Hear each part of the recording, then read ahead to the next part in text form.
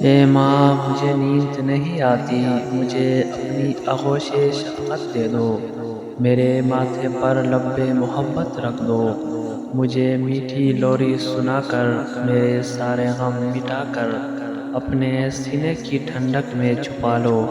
اے ماں مدت ہوئی میں رویا نہیں ہوں، کئی راتیں کٹ گئی میں سویا نہیں ہوں۔ ماں کھانے میں کچھ بنائے تو اس کی تعریف کیا کرو اور اس سے اللہ کا شکر ادا کر کے کھایا کرو، کیونکہ کچھ لوگوں کے پاس نہ تو کھانا ہوتا ہے اور نہ ماں۔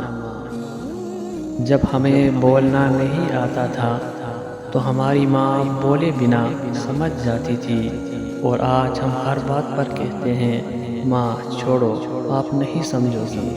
پیاری ماں تیری خوشبو نہیں ملتی، تیرا لہجہ نہیں ملتا، ہمیں تو شہر میں کوئی تیرا جیسا نہیں ملتا۔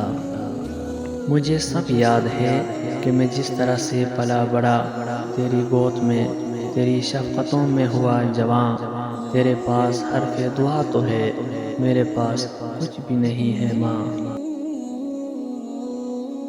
ماں وہ ہستی ہے جس کی پیشانی پر نور، آنکھوں میں ٹھنڈک، الفاظ میں محبت، آغوش میں دنیا بھر کا سکون، ہاتھوں میں شفقت اور پیروں تلے جنت ہے۔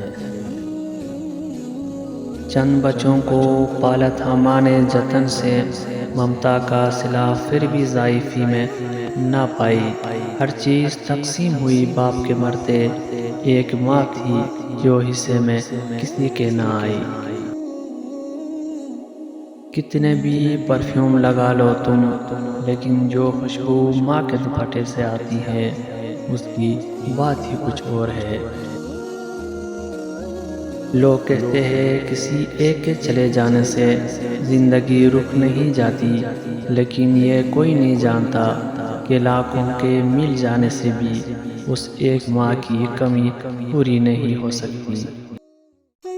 ماں موت سے نہیں ڈرتی، اسے مرتے وقت یہ ڈر ہوتا ہے کہ اس دنیا میں اس کے بچوں کو اس جتنا پیار کوئی اور نہیں کر سکتا۔